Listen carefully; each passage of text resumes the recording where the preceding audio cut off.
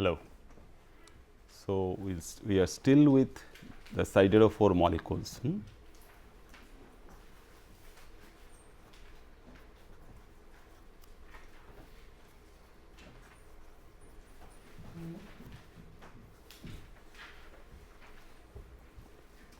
So, the Greek meaning of these siderophores are basically iron carriers.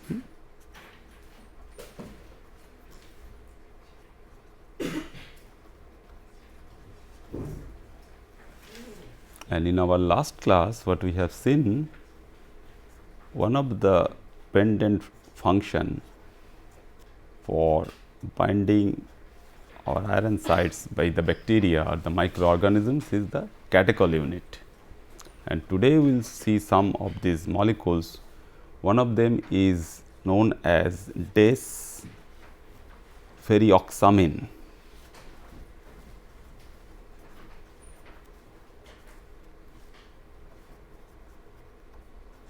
Ferrioxamine, which is nothing but, here we were having a catechol one, but this one would be hydroxamate.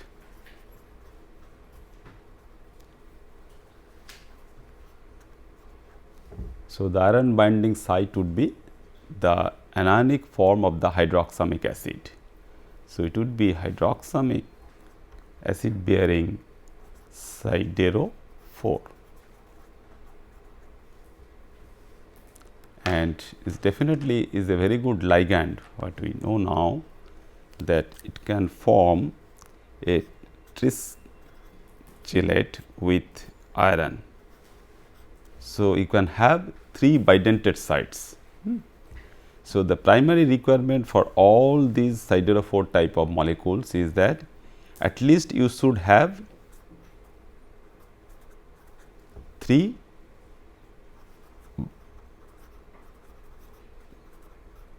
bidentate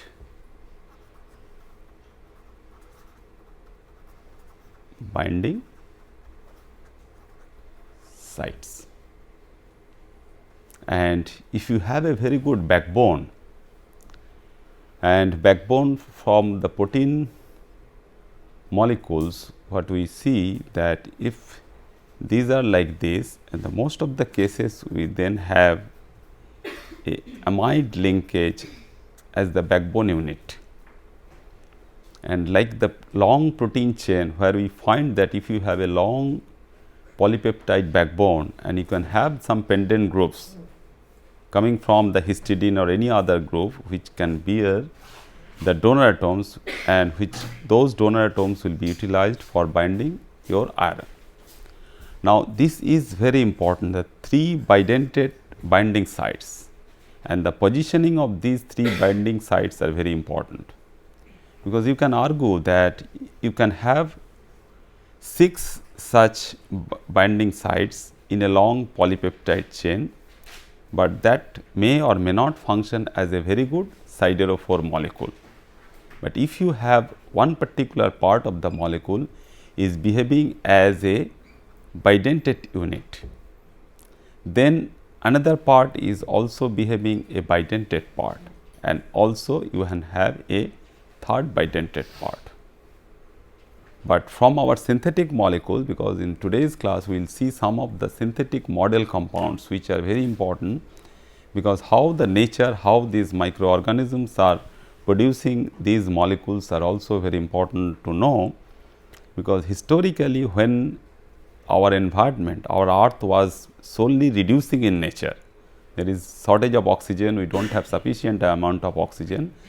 So, the availability of iron at that time was only the ferrous iron. So, we are not oxidizing ferrous immediately to ferric, what today we see that whatever ferrous iron you can have, immediately it is oxidized in presence of water and dioxygen molecule to the ferric ion. So, when the earth crust was saturated with iron 2 plus, we just simply get at that time the formation of ferrous hydroxides, and this ferrous hydroxide has higher solubility, at neutral pH or near to neutral pH compared to its oxidized version. So, when we get atmosphere which is pretty oxidizing in nature, we get something which is now ferric hydroxide, and the solubility of the ferric hydroxide is less compared to the ferrous hydroxide. So, the iron requirement for all these different microorganisms, the bacteria, the fungi, and sometimes for the plants, they provide something, that means some suitable mechanism must be adopted such that you get iron in soluble form, which is counteracting against the precipitated form of ferric hydroxide. So, that is why that useful and very interesting chelating ligand siderophores are coming into the picture. Now, if we want to know that this chelating ligand will give you a corresponding iron complex, so we will have iron 3 siderophore complex.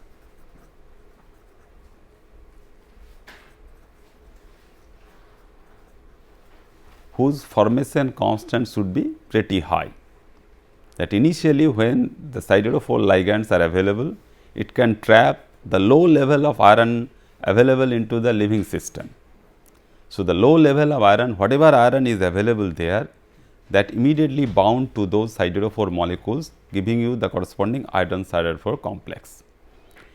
And bacteria is providing some suitable mechanism for that, and now if we just simply connect these 3 bidentate parts, and if these 3 bidentate parts can be available for binding the iron site, we get a corresponding FeL complex.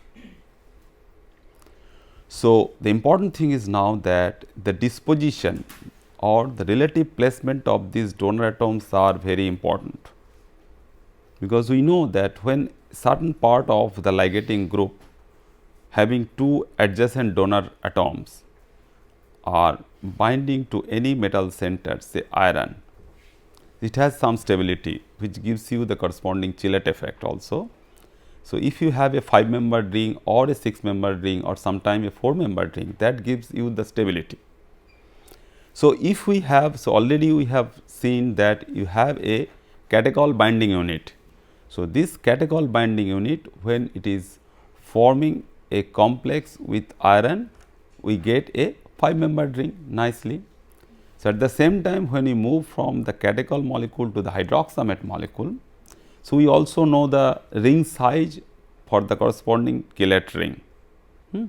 So, this ring size is fine. So, we get a complex like this, but if we try to bring the second part, that means this second bidentate part. So, second bidentate part is coming. So, what should be there as through this zigzag line?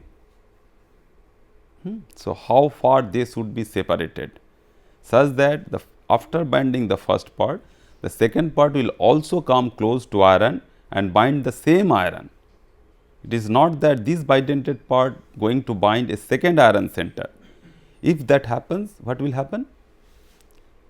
You have a binucleating system. The same ligand is bridging one iron center, which is Fe1, and another iron center Fe2, but we are not looking for that.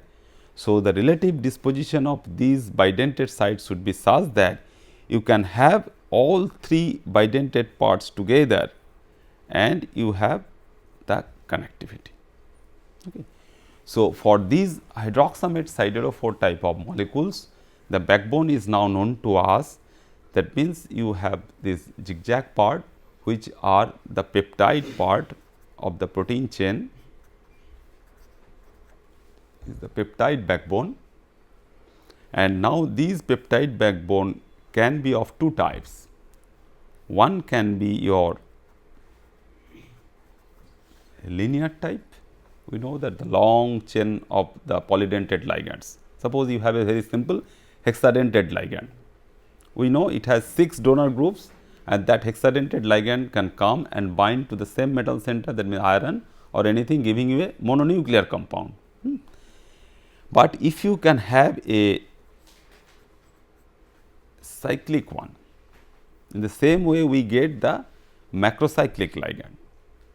But now the thing is that you have the backbone. So, if you have a backbone which is a cyclic one,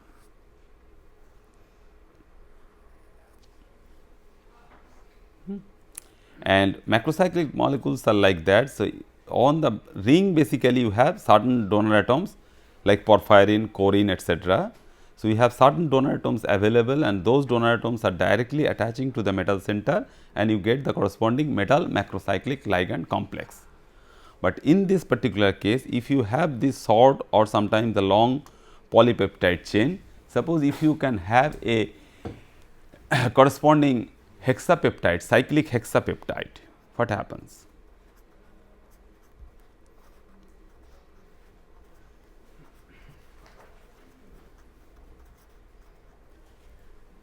You have a cyclic hexapeptide, and that is giving us the corresponding molecule which is known as ferrichrome.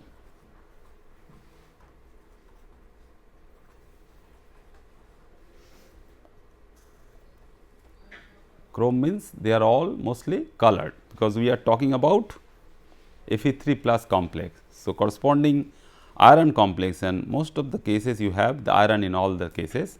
So, this Fe is there in all the molecules, desferrioxamine, ferrichrome. So, they have the corresponding color which is very similar to that of our iron complex. So, this particular case you get a corresponding red brown complex. So, if you have a cyclic hexapeptide, and that cyclic hexapeptide can have 3 successive amino acid residues.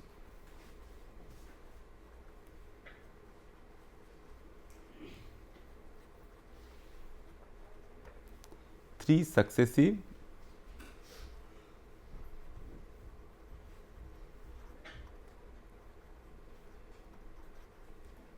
amino acid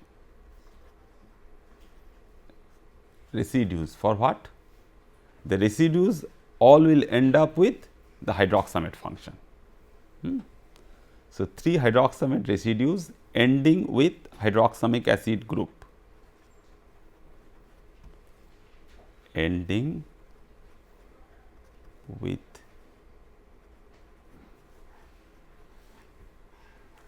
hydroxamic acid group. So, you have here then one CONH, then you have another, and then you have another. So, the other part basically to complete it as a cyclic hexapeptide. So, other 3 peptide groups will be attaching there with the corresponding alkyl substitutions.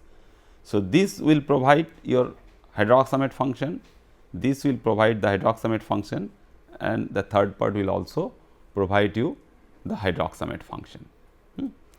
So, this is about a cyclic one. So, if there are 2 types of these, so one is therefore your cyclic one, and cyclic one is your ferrichrome type, and you have the corresponding formation constant which can be definitely different compared to that of your linear type. So, what is that linear type then? So, linear type, the same function would be with the backbone. So, one such example is your desferrioxamine molecule.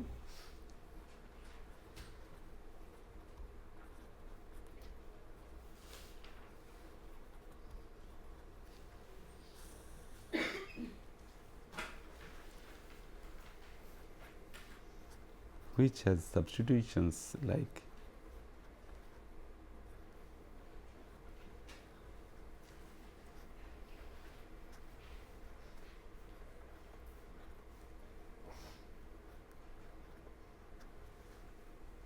so, this is the basic unit, and that particular basic unit basically is repeated. So, you have one bidentate part, it can be H, both of them can be H, or sometime this can also be R, because there are large number of this type of molecules are available. Some is called desferrioxamine A, some is known as desferrioxamine B, and so on. So, you have then that CONH function there, and immediately it is coming as again that CH2, which is repeated CH2 whole 5, then O minus,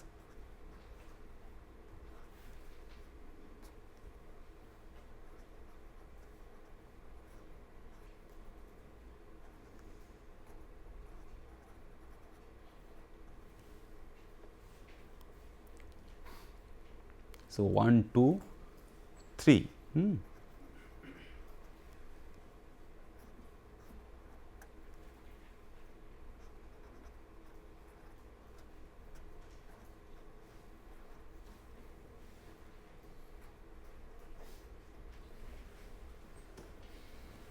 So, you see the chain length, these chain lengths are very important. So, you have a 5 carbon chain from the one side and 2 carbon chain on the other side, and then you can have the amide backbone.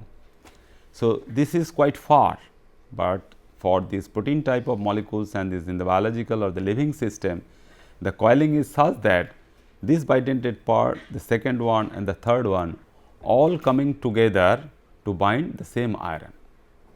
And this particular case, so when they are getting incorporated into the system, they all are stabilized in the ferric oxidation state, +3 oxidation state, they are getting stabilized over there.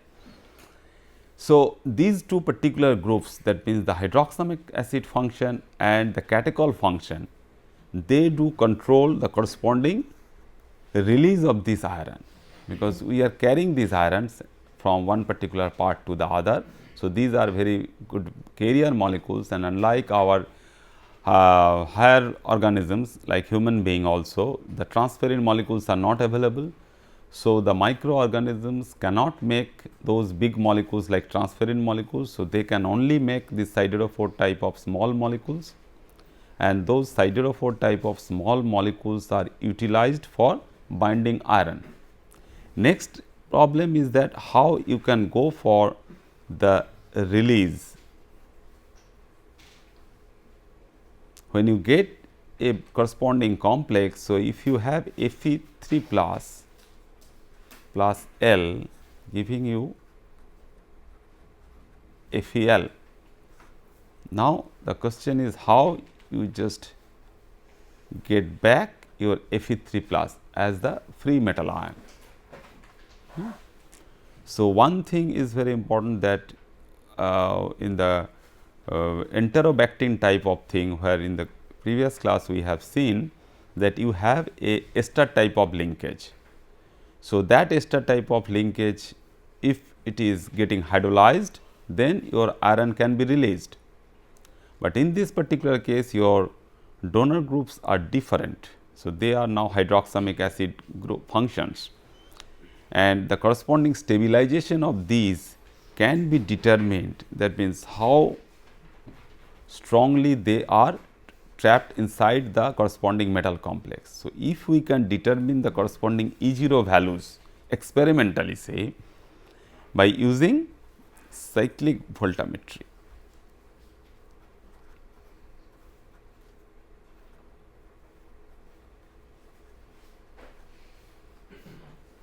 So, we will have the corresponding cyclic voltammogram, and that cyclic voltammogram can tell us that which particular case the iron can be released easily compared to the other case.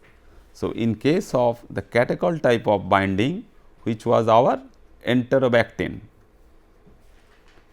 So, in case of enterobactin we can have, and the corresponding today's molecules are ferrichromes or oxamines.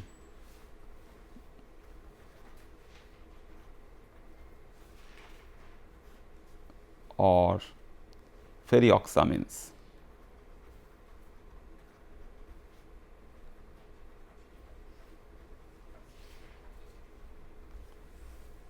So, for these two types of molecules, one is your catechol, another is the hydroxamate one. So, in case of enterobactin, the value is about minus 0.75 fold versus NHE. Sometimes we measure it with standard calomel electrode or silver chloride electrode, but all the time for this electrochemistry these are also known as bioelectrochemistry. So, when the proteins we are utilizing and we measure the corresponding redox potential. So, this redox potential in the most of the cases we measure it at as a corresponding pH values, that means at a buffered medium. So, all of them are measured close to 7, the physiological pH 7.4 or something like that. So, enterobactin when it is measured, it is giving a minus 0.75 volt, but in case of ferrichromes and desferrioxamine, the value is minus 0.40 volt. So, by simply looking at these two values, we should know the corresponding mechanism for the iron release. By knowing these values, we just simply predict that which one can be used for easily giving rise to your free iron into the system, because bacteria also need iron for their regular survival. So, these molecules are also related to for our bacterial defense also, is related to our medicine also. So, what we should know that immediately if we have this, so this is our Fe3L compound.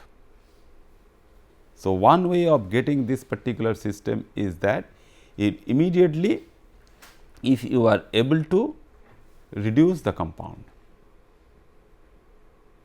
For that purpose, we know that the corresponding biological reducing agents NADH, FAD, etc.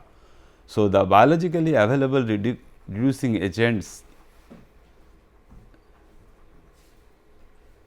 so those reducing agents, so what we should know the corresponding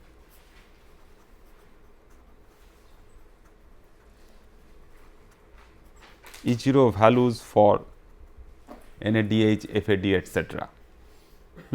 So, what is available in your hand, because the laboratory you can have large number of reducing agents, you can use, if one is not working, the other you can use. And also for the electrochemistry, the coulometry is also there. You set the potential, you oxidize it, you set the potential, you reduce it, but in the biological system is pretty complex. You should only have some limited number of reducing agents available, and those limited number of reducing agents, if they are available there and if their potential is matching, so they can only reduce any one type of these molecules.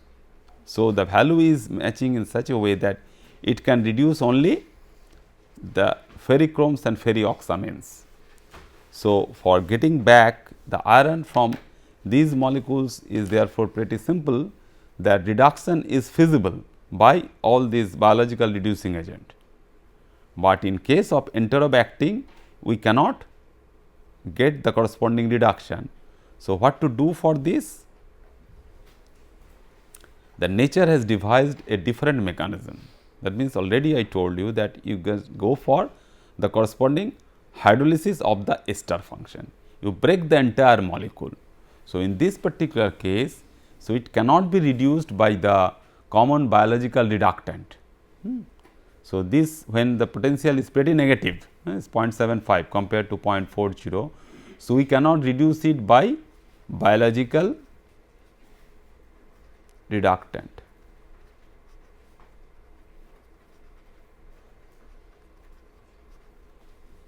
So, when we cannot reduce it to Fe2 plus immediately by using the biologically available reducing agent, we should go for the corresponding release of iron for hydrolysis of the ester.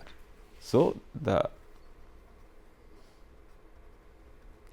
possible pathway is your hydrolysis of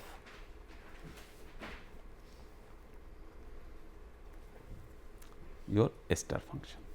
So, you have a cyclic ester function is there. So, for that purpose we take the help of sometimes for suitable enzyme.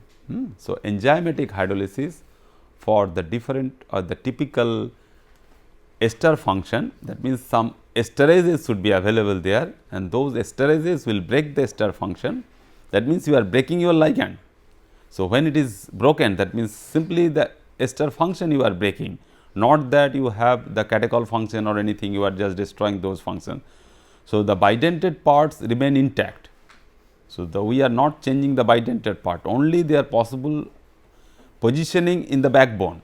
So, the backbone was your ester backbone. So, if you just break that backbone, so stability is lost and it can release nicely the iron sites. So, for these informations, from these informations what we can have is one interesting molecule, we just know that is that based on siderophores, something we call its sideromycins.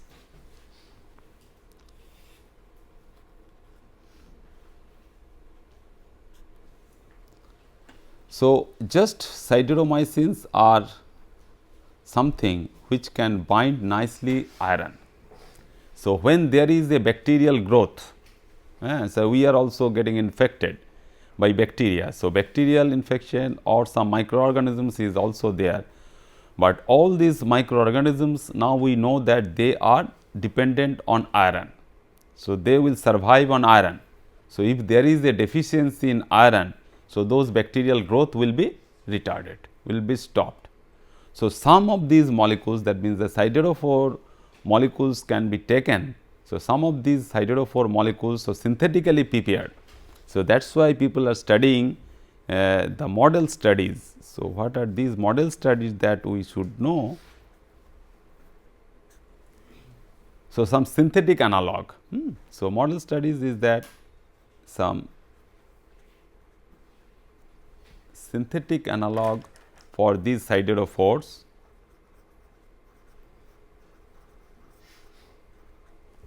which can bind nicely the iron which is otherwise available for bacterial growth. So, using those molecules or other, which what we will do, we will just you have the invading bacteria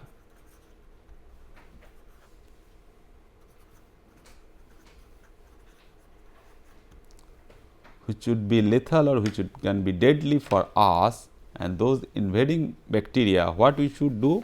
We should make them iron deficient. So, if we can make them iron deficient, so they will not get iron. So, there will be a competition between the bacteria and these sideromycins. So, they will just compete between these two. So, sideromycin and the microorganisms or bacteria for iron. So, just you see that the very simple idea that how you just go for the availability of the iron for the bacterial growth. So, iron deficiency will be created and we can stop their growth.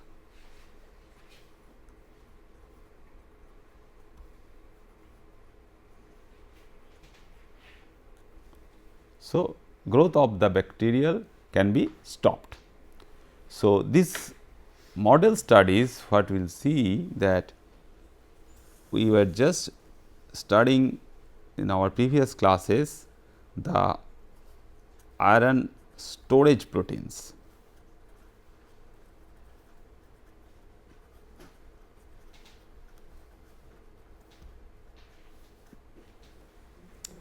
And those iron storage proteins what we have seen earlier, that these molecules can give rise to something where we one after another we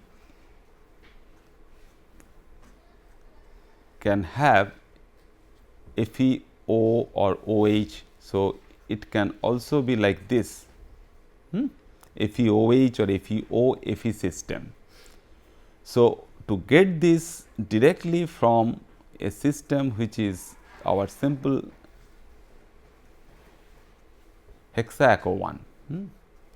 So, if it is hexaco 2 plus or 3 plus, So, oxidation as well as the hydrolysis. So, how we can control the hydrolysis of these, that can give us some idea about the formation of model ferritin molecule, because these ferritin molecules are also very much important once we can know something about those molecules as the very good iron based materials or biomaterial.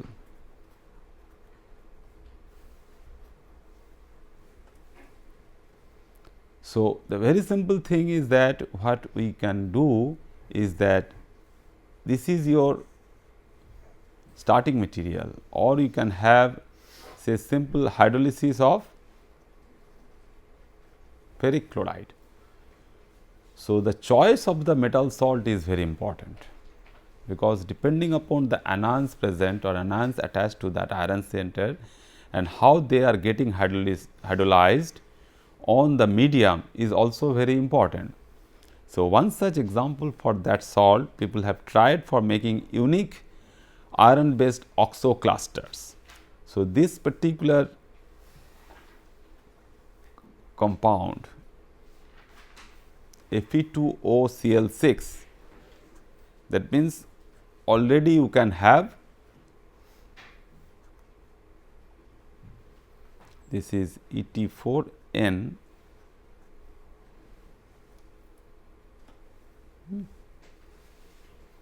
if these are 8, 6, 2 is iron 3.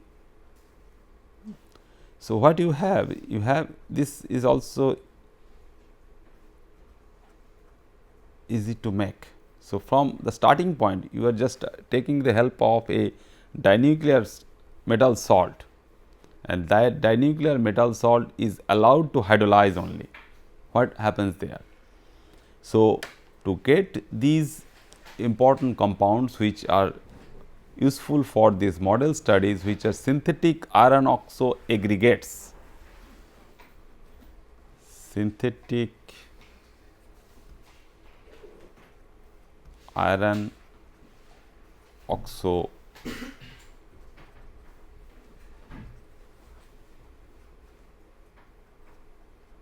because nature has the protein, and that protein can control the corresponding aggregation within the ferritin core. So, you have the envelope for the protein chain, and that envelope is basically allowing one after another, it can control the entry of the iron also. But when we do in the laboratory for a typical model compound for the synthetic iron oxo aggregates, we do not have that control, the protein control, that one after another you put iron, you get a monomer, then a dimer, a trimer, tetramer, pentamer, so on. But what you can do is that immediately if we take this, so people have studied this, that this has the solubility, that is why we are taking this salt, the tetraethylammonium salt of this oxo compound, diiron oxo compound. So, you take this in emission, which can go for a corresponding hydrolysis. So, we can control the hydrolysis. So, controlling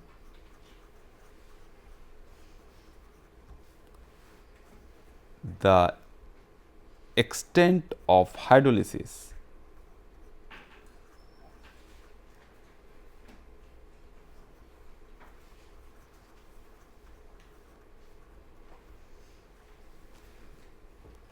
definitely will control the hydrolysis reaction. And if we give something, because not only this, because the supply you know now that you have oxo already, you have water molecule, you have hydroxides, but that will not complete your envelope. So, a protein type of envelope always we need, that means the coating. If you have a iron oxo cluster, so it must be coated with something. So, what is that coating? So, one useful ligand for that coating for all the metal oxo clusters, all sorts of cluster molecules, is the corresponding acetate or benzoate group. So, sodium benzoate is given. Now, you can say that now you go for the hydrolysis. So, sodium benzoate is given, and for that what should be the product. So, we get the product and we analyze first for the iron content, then the total analysis, and then we go for the structure. So, from this simple reaction, because if you have a starting material which is Fe O Fe based, at least you can think of that it can if it is going for a dimer of dimer formation, the ferritin formation, you know how the chain is forming, and the phosphate groups are blocking that chain in the 2D layer. The phosphate groups are responsible for blocking that chain. Now, you have the 3-dimensional growth also. So, that chain you know.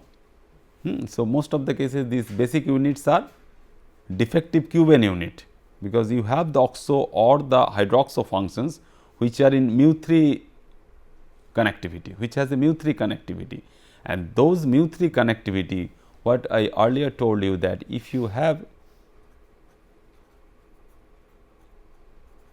this is one such basic unit Fe O Fe and another Fe, that means this is your oxo or hydroxo function in mu3 mode. So, you have this. So, if this is your oxo or hydroxo, so it is attaching one iron, it is attaching to the second iron, and it is attaching to the third iron, but the attachment is not in the same plane. It is basically occupying a corner of a cube. So, if a corner of the cube is occupied by the oxo or the hydroxo core, iron will be on the other vertex of the cube, this iron will be other vertex, and this iron will be in the other vertex. So, this basic unit, so it is not that a planar triangular unit, is it, because this particular oxygen either above the plane or below the plane. So, that 3-dimensional arrangement will take you somewhere where you get the molecule, the ultimate product in this particular reaction condition, we get a product which is Fe11. So, it is Fe11 O6 OH whole 6, then O2 C pH whole 15. So, immediately you should look at the corresponding charge neutralization, that whatever product you are writing or you are getting is a electroneutral or not, whether it is a cationic compound, that means certain anions are also there. So, this particular case, so if you just control the corresponding hydrolysis, and if you have 11 iron centers, and in the same fashion in a synthetic molecule which is your iron oxo cluster molecule, and how this cluster is forming. So, somewhere it is starting, so one iron, then if you consider that the 2 iron center is there. So, the growth of that cluster, so that growth of that cluster is determined by your 6 hydroxide bridging and 6 oxide bridging. So, not only the oxidation state, you should also consider immediately from the formula that whether this is matching its corresponding binding property, because you never know that this particular oxo, because here it is only this oxo is mu 2. When it is expanding its coordination potential to a mu 3 1, so some of these oxo groups can be either mu 2 or mu 3. Similarly, OH is also like that. So, immediately what we go for this, the formula of this compound, that means Fe11O6 and OH whole 6, we should be able to tell that you have 11 iron centers. So, you have mu 3 O2 minus, how many? They are 6, then mu 3 HO minus, they are also 6 in number, then mu benzoate, benzoate is bridging, benzoate is like that of your acetate. So, you should know the acetate bridging. this is one iron and this is another iron. So, if this is benzoate, so benzoate is also there and 15 such groups are there. So, this is mu 3,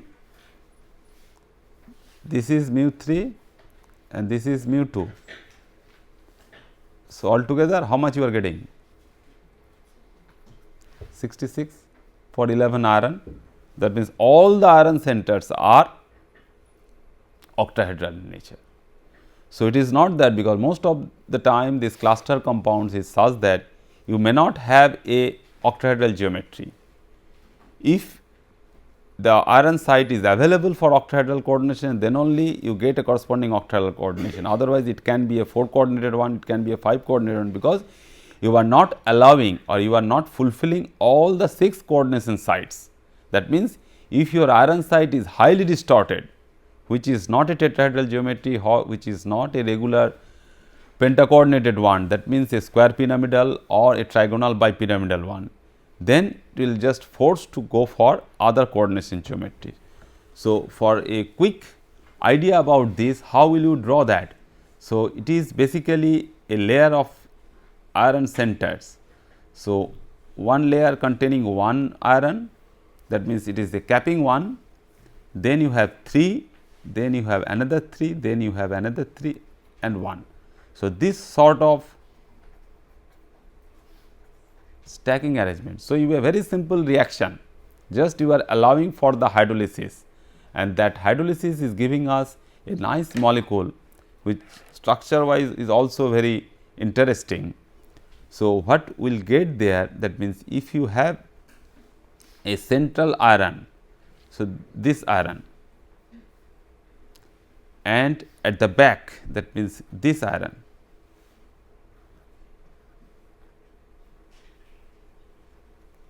these two irons are there, then in other 2 layers you can have these 2, this one, this one, this one,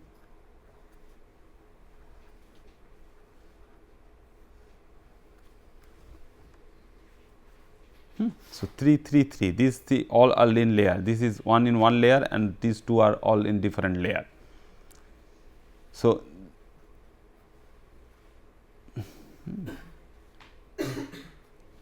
these are basically we get a 3-dimensional X-ray structure. So, these has some thermal vibrations.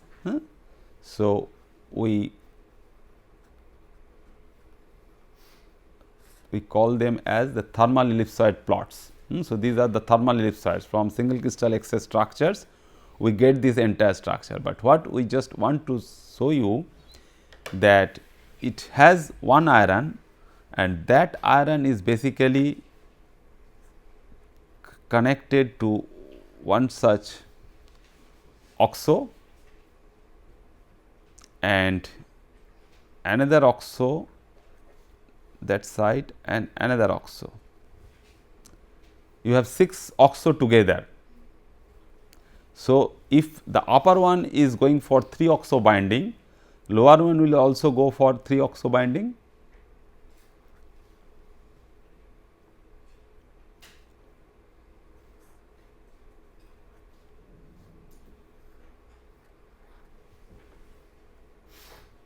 So, 6 oxo is there. So, all these 6 oxo groups basically are attaching to these 2 iron. So, one at the top and another at the bottom.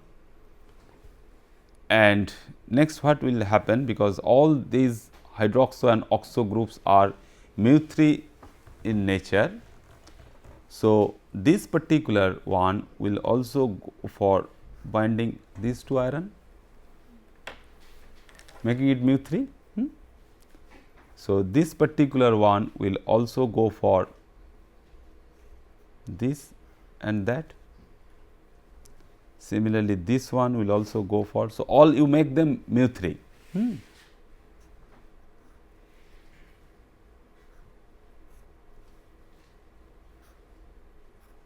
It is not so difficult. Once you know the corresponding composition and all these. So, 6 oxo groups are there, they have taken. Now is your hydroxide functions. So, one hydroxide will be here, second one will be here,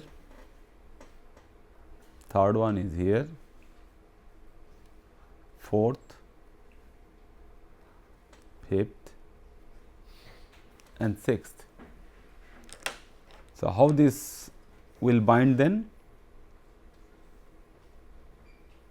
These are all mu3 type. So, these hollow spheres are hydroxides. So, this is one connectivity. Second one will with this one as well as this one.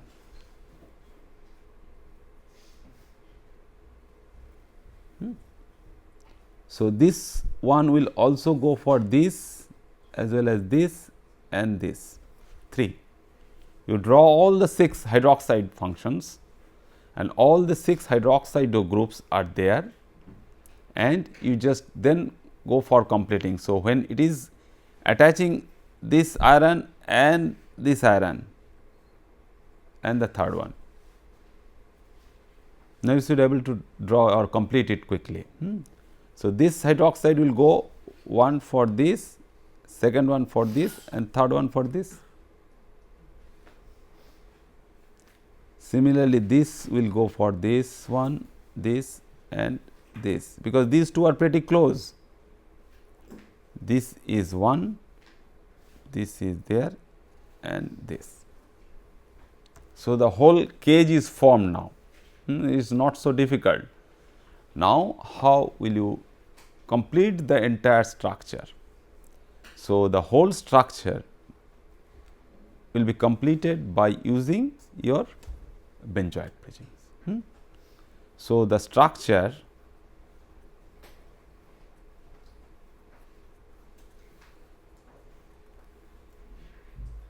is next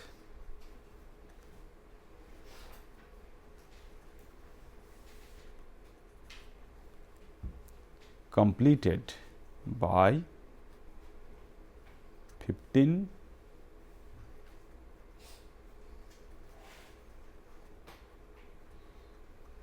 bridging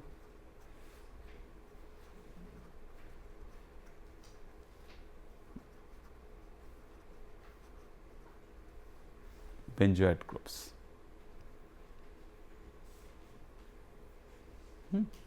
So, that connectivity would be pretty complex. So, you should have the locations and you try to do it also. It can be your assignment also, because one such I can show when you have two adjacent iron.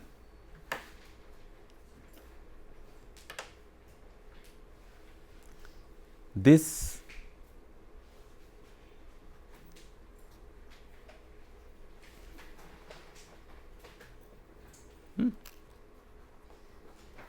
so all adjacent irons, because this particular binding, this sort of binding is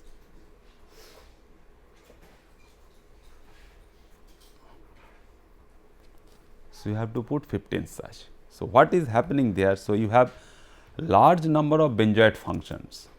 So, most of the cases what we know that the very simple copper acetate structure, the acetate group is there and 4 such acetate groups are utilized for binding 2 copper center.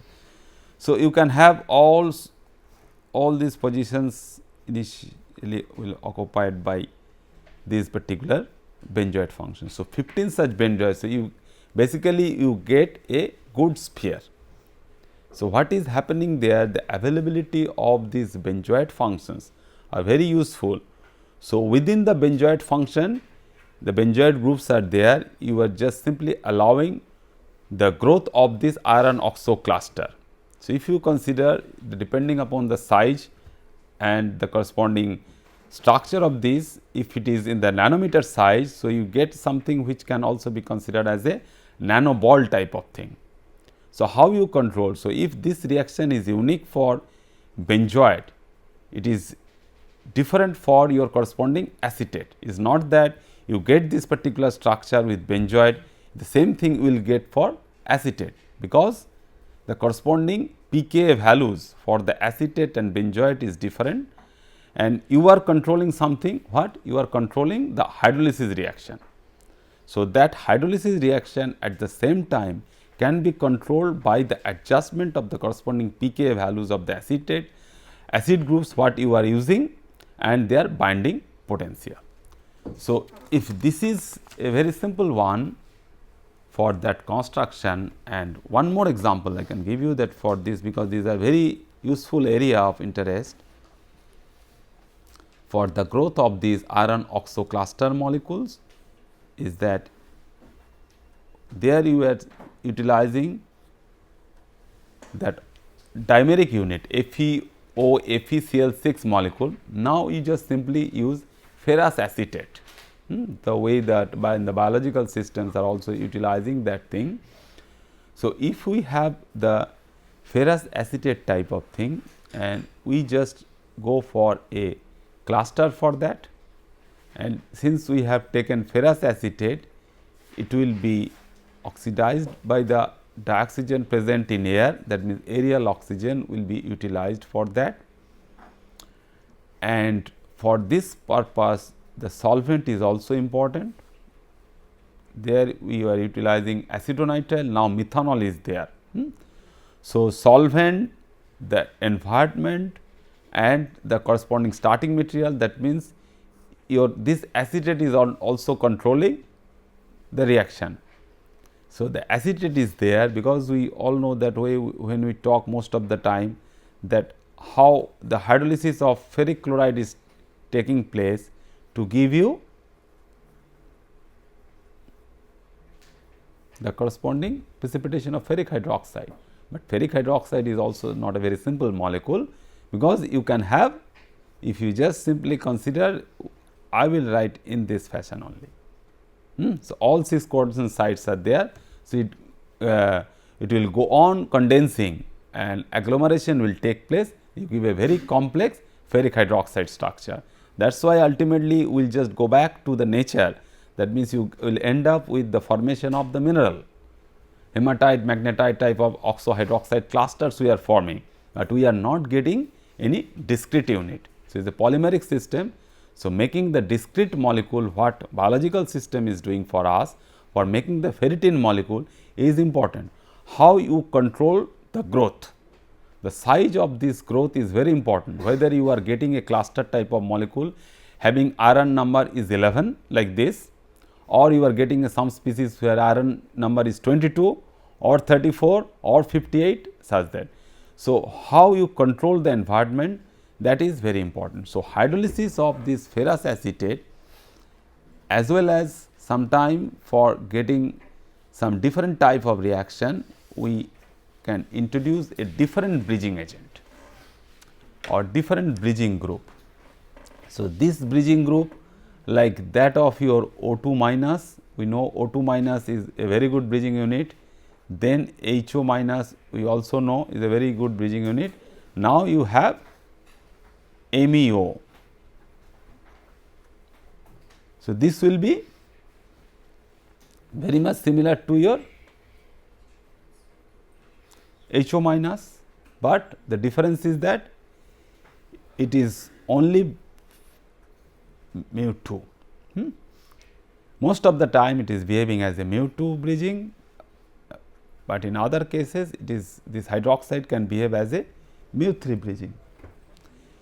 So, this particular case what you get that you can think of, we will just not deal with much about the structure, that if you have this will be very interesting molecule that Fe4 Fe8, because the establishment of this structure is also very important. Then less number of oxide bridging O2 only, but more number of methoxide bridging, which are 18 in number. Then the starting acetate groups, which are 6 in number. If we just compare now this molecule with the previous one, what information you get? You get that you do not have the hydroxides, you have used a different bridging groups, and these two iron, that means you are not completely oxidizing all the iron centers, is a mixed valent compound. So, those mixed valent compounds are very important in nature, because most of the time when we talk about something, these oxo cluster compounds like that of your manganese is also important. So, when you start from manganese, and manganese has also variable oxidation states. So, you will end up with some oxo cluster, oxo hydroxo cluster of manganese, where manganese can have a +3 oxidation state, manganese can have +4 oxidation state, as well as manganese can have +2 oxidation state. So, this is a mixed valent species, but luckily what we get is most of the cases it is a neutral compound. So, when you get a big cluster type of arrangement, it is very difficult to get a corresponding compound which is cationic in nature. If it is a cationic one, that means you have excess charge on the metal center, but it is not that. That depending upon your requirement, that why you are getting a neutral compound. So, depending upon your requirement, your iron centers are getting oxidized, because you have started from Fe2 ferrous iron. So, as your requirement is there, only 4 centers are getting oxidized to the +3 state, and all others are remaining in the +2 oxidation state. So, and you are using less number of oxido bridges, more number of OMe bridges, and at the same time you have the acetate bridges by benzoates, but these acetates are coming from these metal salts. You are not utilizing anything as externally added sodium acetate, the way we did it in a previous case by addition of sodium benzoate. So, these things, so internally you are supplying all these anions, and this particular case what we are getting, that type of bridging groups. So, number of bridging groups are different, and you get a mixed valent compound. So, these simple reactions in the laboratory we can make it all the time, that how the typical hydrolysis reaction can be utilized for the growth of these molecules. So, for this type of these things, that because all these classes should have some questions. So, I just give you some quick 1-2 quick questions. You can have very simple one is you can just think of, and you can should be able to write that what are siderophores and what are the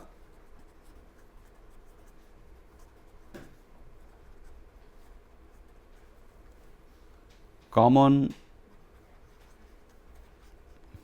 metal binding sites there, available there. That means, you should be able to compare during that case, that whether you have the catechol unit, and the catechol charge is also important, the hydroxamate unit and the hydroxamate charge, and the different E0 values involved there. Okay.